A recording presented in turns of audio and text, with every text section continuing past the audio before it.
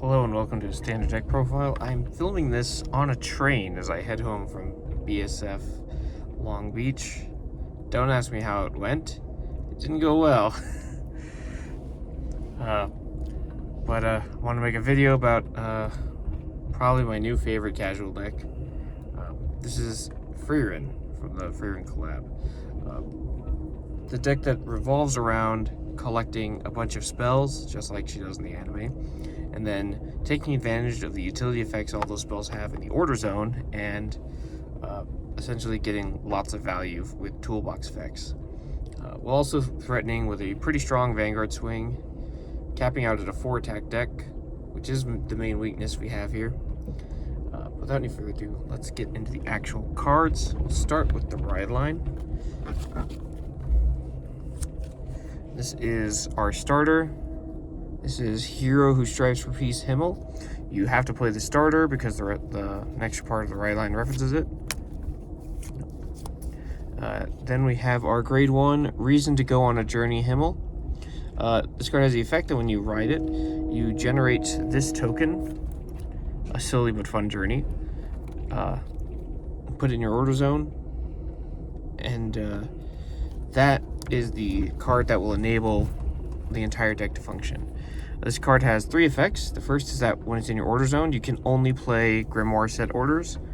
The second is that when you place your Frieren Vanguard, you get to search your deck for or drop for a Grimoire set order and put it into the order zone.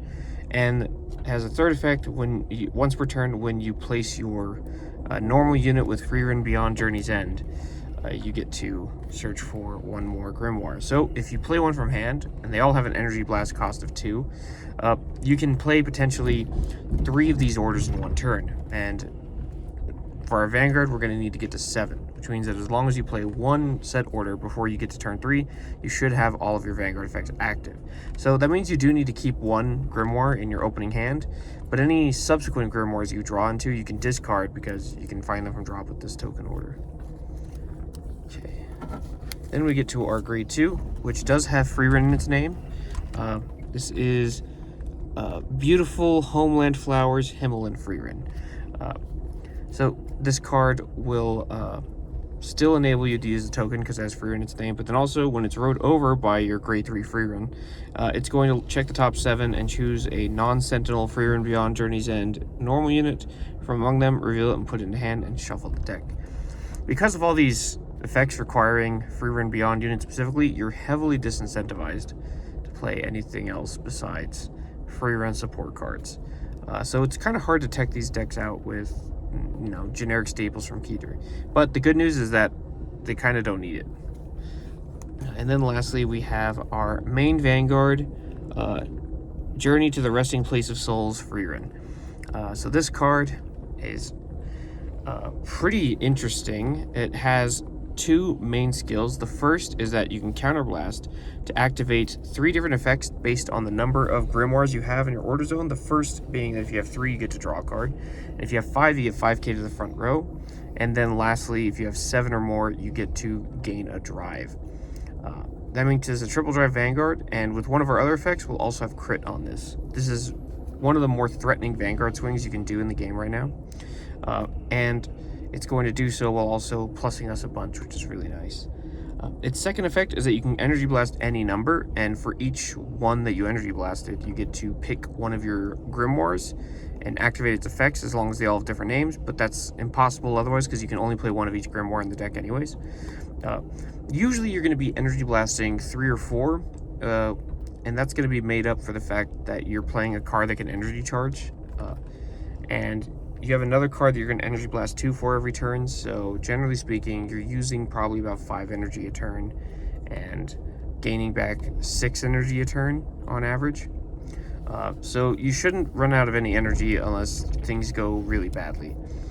But this effect is essentially going to do like 3 cards worth of effects. So one of those cards is going to draw you cards. So you're +1 in hand, but then you're virtually +2 or so based on which cards you picked, because of the value of those effects being worth an effect you would normally play a card for.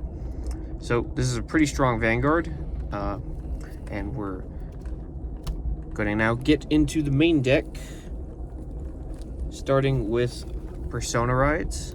3 more copies of Frieren. You gain power in this deck by giving power to the front row, and Persona Ride is going to help push those numbers up to actually scary numbers. We can end up with essentially plus 20 to the front row, and then with units that give themselves plus 10 or plus 5, that adds up to some pretty good numbers. Then we have our Grimoires. I'm going to pull out all 8, and then I'm going to read them off in order of importance to search for.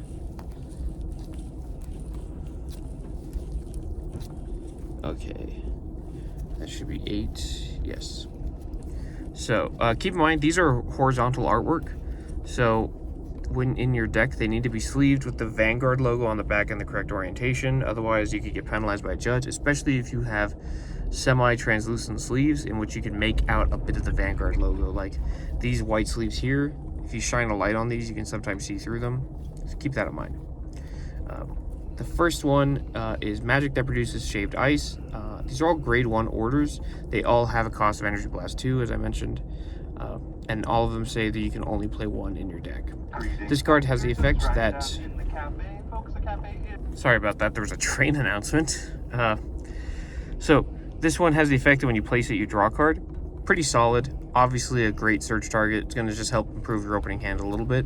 And then later on when we're on Frieren, we're going to activate this one every turn just to keep drawing cards. Then we have Magic to create a field of flowers. This one makes a plant token, just a vanilla 5k plant token. But this is really good for early rush. You're going to call this behind your Vanguard usually, and a 15k grade 2 or a 13k grade 1 creates some really awkward numbers.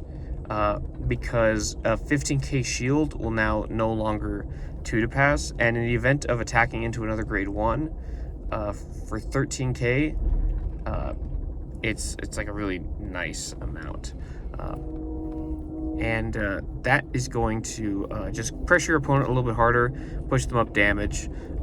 You generally want to shoot to get your opponent to 4, because then you can do some very good setups where your Vanguard is crit and you swing with your Vanguard, and if you hit crits, you put the crits on the rears and they have to take lethal or damage deny themselves, which is especially potent if they've used all their damage and they needed to take a hit. So that's a line of play you should keep in mind, and this is just going to help us get a little bit of early pressure. And also, if your opponent is killing your entire board, activating this just to get a booster on something else is still perfectly fine. Then we have Make Height. This card lets you look at the top card of the deck and put it on the top or bottom. Just great for checking for triggers. We're going to get pretty good trigger density because we're going to search out all 8 of these orders. We're also going to be searching out for normal orders later. We're going to be then putting crits back in with one of these Grimoires, and this card is going to help you find a lot of triggers. This deck can trigger stack really well. Then we have Magic for Finding Lost Accessories. This card is the card that shuffles back a crit or a front or a draw. You can't get heals, can't get over trigger. So this is going to be something you really want to start going into in the middle of the game. You can find it early if you discarded a crit to ride, or if you guarded with a crit against your opponent's early rush. Then you can just put that crit back right away. In fact, it's better to prioritize healing triggers out of damage a lot of the time, just so you can have crits to target with this. And then if your opponent's at 5, just find fronts.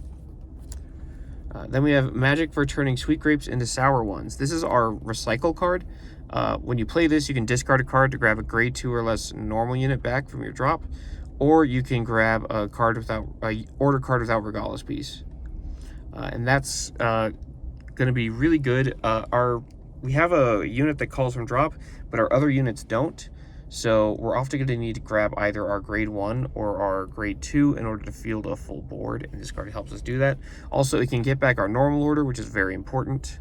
And we can discard either these Grimoires, or we can discard crits and then cycle them back into deck to make that valuable.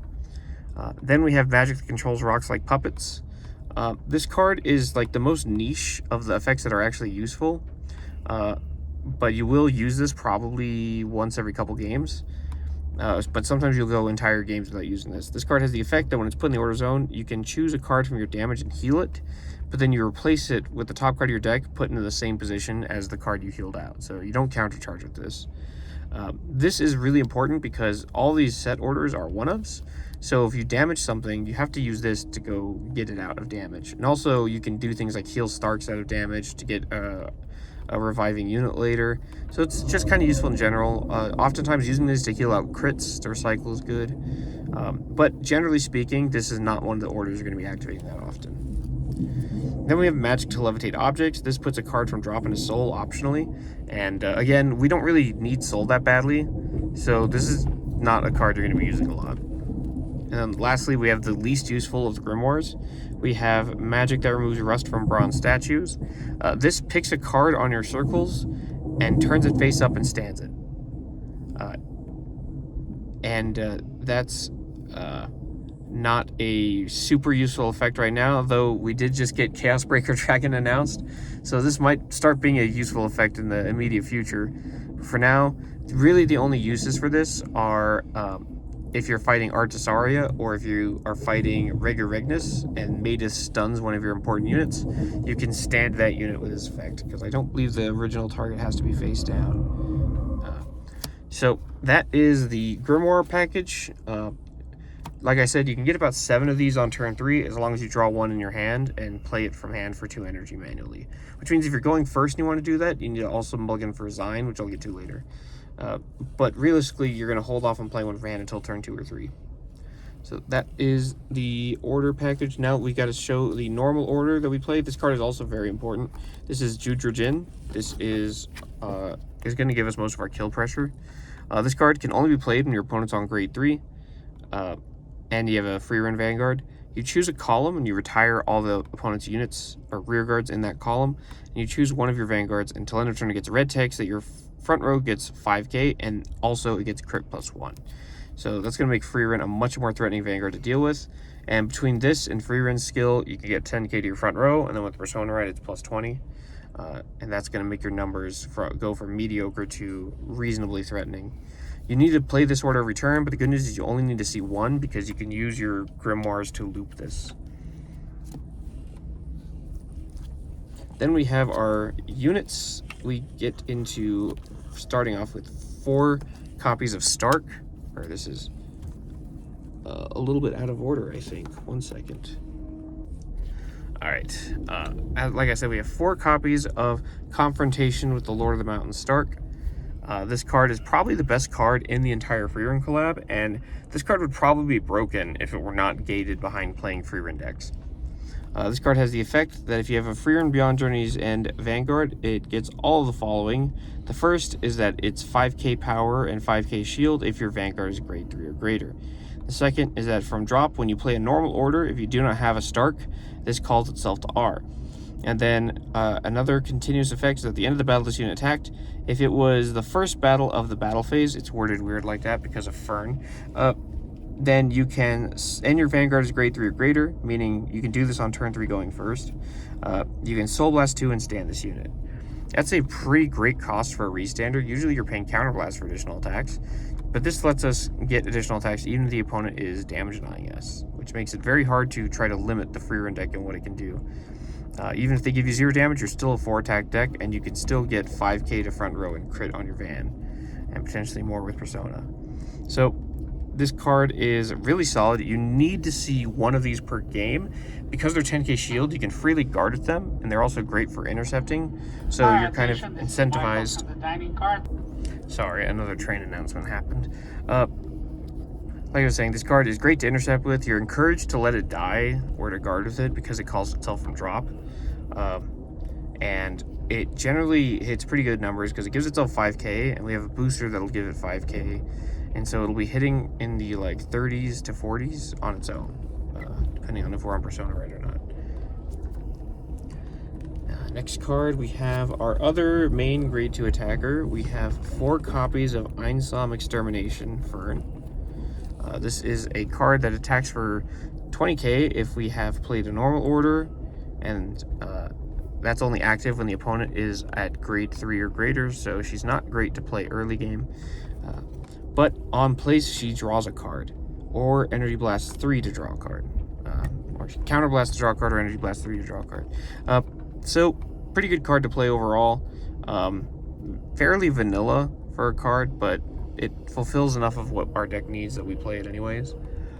You can mix around these numbers a bit to play 2 copies of the Teeth Fault Frieren clone, and that will give you a little bit more digging, but it's completely unnecessary.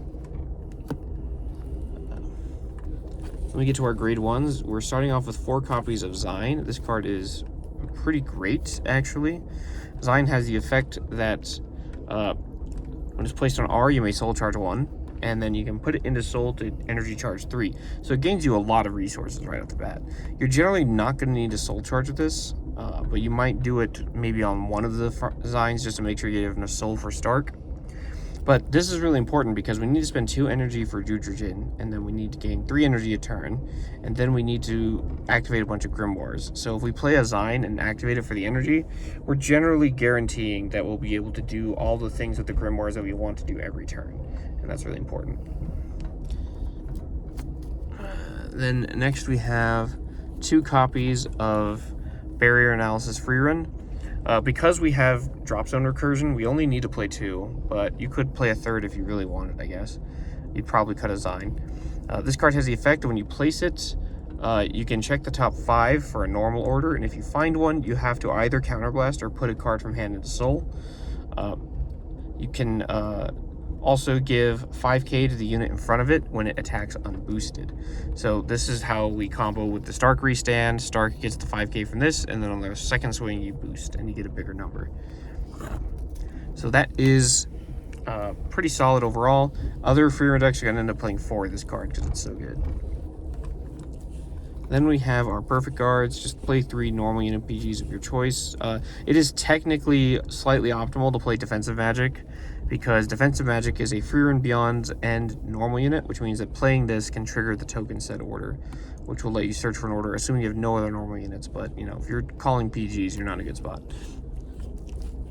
Then we have our Blitz orders, 1 Elementaria and 1 Twin Cast. You could play Fire Regardless instead of this. It's not really going to make that much of a difference, but this deck does need a little bit of extra defense. Then we get to our triggers. 4 heals. You can play 2 restand heals if you want. Then we're playing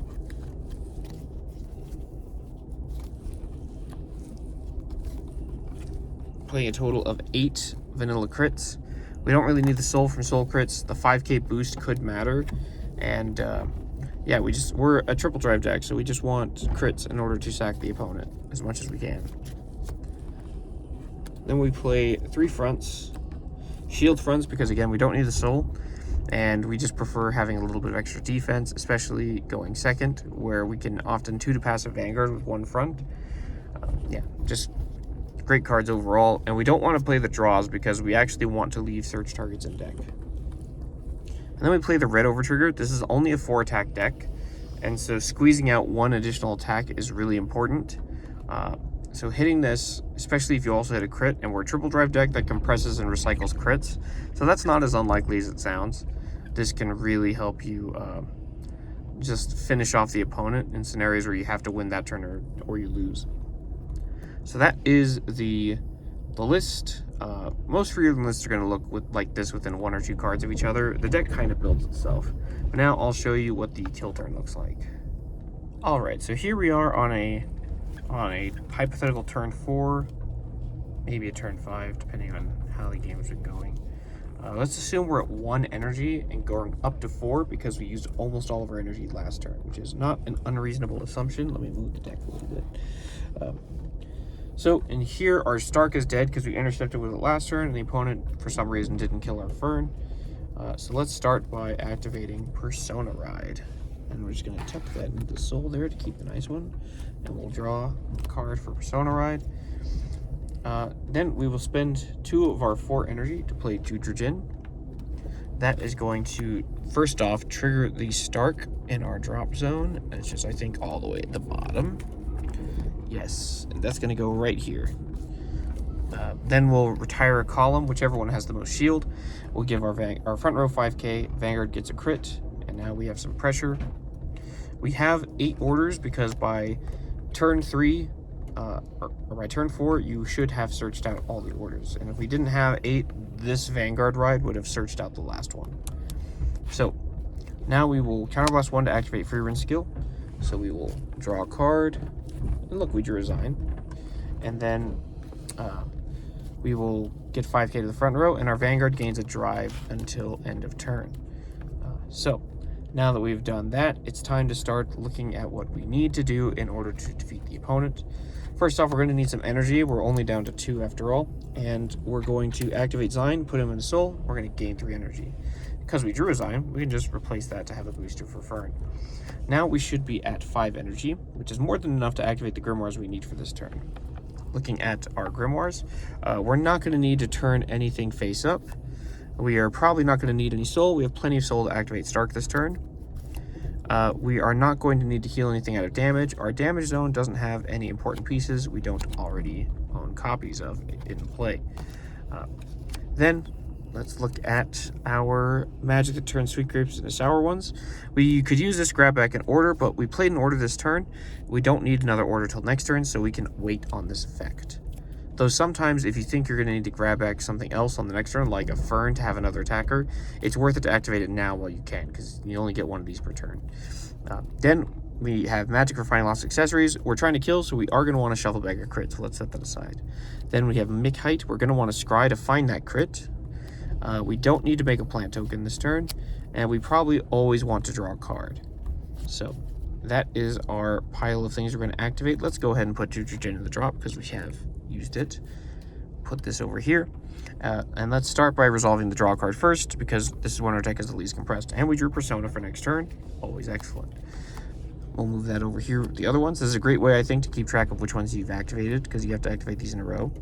Then we'll play, not Mick Height, but we'll play Magic for Finding Lost Accessories next. We're going to take Crit Trigger from the drop zone. There we go. We're going to shuffle that back into deck.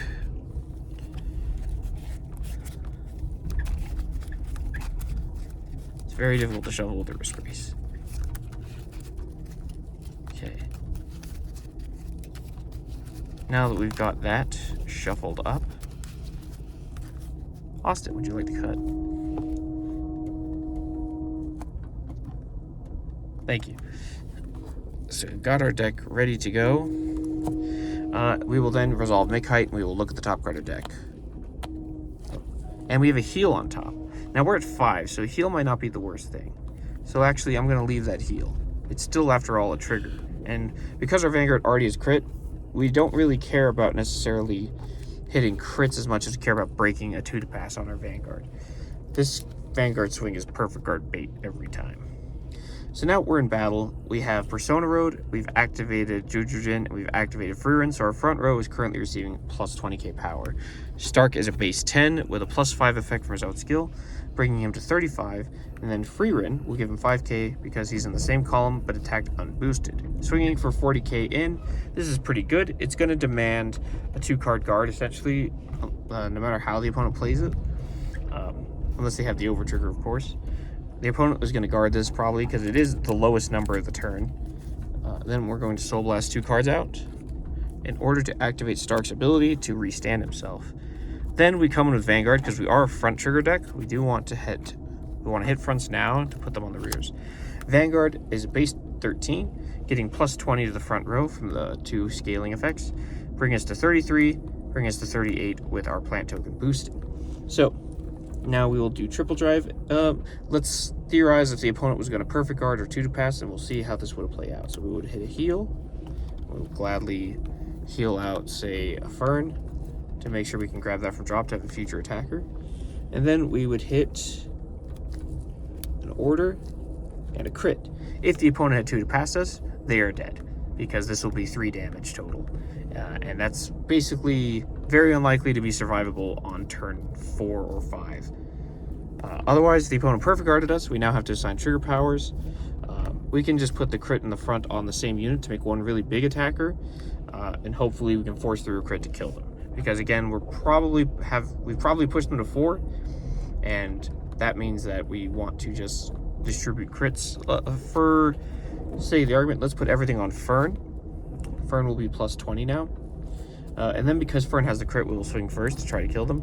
Frieren will be 10k plus 10k if we played normal order for 20, plus 20 to the front row for 40, plus 20 from the 2 triggers for 60, and then we'll be boosted for a total of 68. Even the over-trigger does not guard that. So they will be forced to commit a perfect guard or dump their entire hand to survive. Then over here, Stark will swing for the last attack of the turn. He is base 15. He's getting plus 20 to the front row, so he is now 35. And then he's getting another boost for 43, making his number also quite threatening, taking a minimum of 2 cards out of the opponent's hand. And if we had put the trigger over here, we could have done 53 or 63. And so Stark can also have been just as threatening a number as Frieren. The opponent is either dead or has dropped a ton of resources to survive. We have essentially a full grip, starting this deck this turn on the with this deck with like 5 cards in hand. Is what I modeled out. We've plussed a decent amount. Maybe not enough to survive everything in the format, but enough that we could survive a Persona Ride turn maybe. With low resources, but as long as we can get Persona Ride going, we can often draw into everything we need. So that's what the deck's power level looks like. It's not the strongest deck from the Frieren collab, and it's not the strongest deck in the format. We did unfortunately get these set too late before they could really be meta contenders, but it is strong enough to hang with basically any not S tier deck, and I've even taken games off of some S tier decks in practice. Because we compress so much, the odds of you just hitting like triple crit are pretty high, actually. So that, I hope you give this deck a shot. It's not playing the Teeth Vault reprint or Saragons, so it is surprisingly cheap. And I'll see you next time.